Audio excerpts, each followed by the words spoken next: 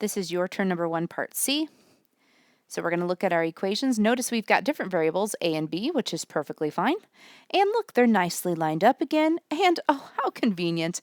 This is going to eliminate. So we can go ahead and add these together because I can see that one of my variables is going to eliminate when I add. So remember, add left side to left side, right side to right side. So combining like terms on the left side here, 6a minus 6a becomes 0. And then we've got 5b plus 7b is 12b equals 4 plus 20 is 24. Finish solving by dividing by 12, and you get b is equal to 2. All right, we've got our first variable. Let's find our second variable. I'm going to go ahead and number my equations. I keep forgetting to do that. And then we're going to choose either of them to solve for b.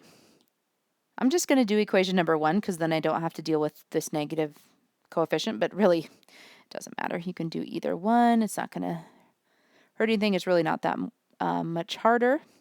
So equation 1, 6a plus 5 instead of b, we're going to write 2 because we already solved for b and we know it's 2, is equal to 4. Finish solving.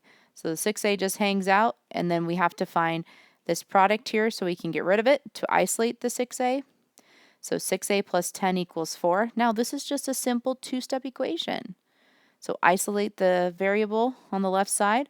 So that zeroes out, and we get 6a is equal to 4 minus 10, which is negative 6. And finish solving. Divide each side by 6, and we get a is equal to negative 1. And our final step is to check. So we have to check into equation number 2 because we already used equation number 1 to solve, so I know it works for equation number 1.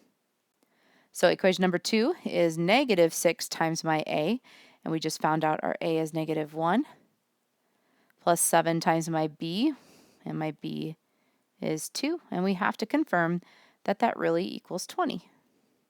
So again, we've got two products here. We can't add them until we find what the products are. Negative 6 times negative 1 is a positive 6, plus 7 times 2 is 14. And yep, 6 plus 14 indeed is 20. So we know we're correct. And then our final answer, written as a coordinate point. Oh, and I forgot to say, normally, so we don't actually have x and y here, we have a and b. So normally when you have variables that are not x and y, you write them in alphabetical order. So we'll write the a first and then the b. And that will be our answer. And that's it for your turn number 1, part C.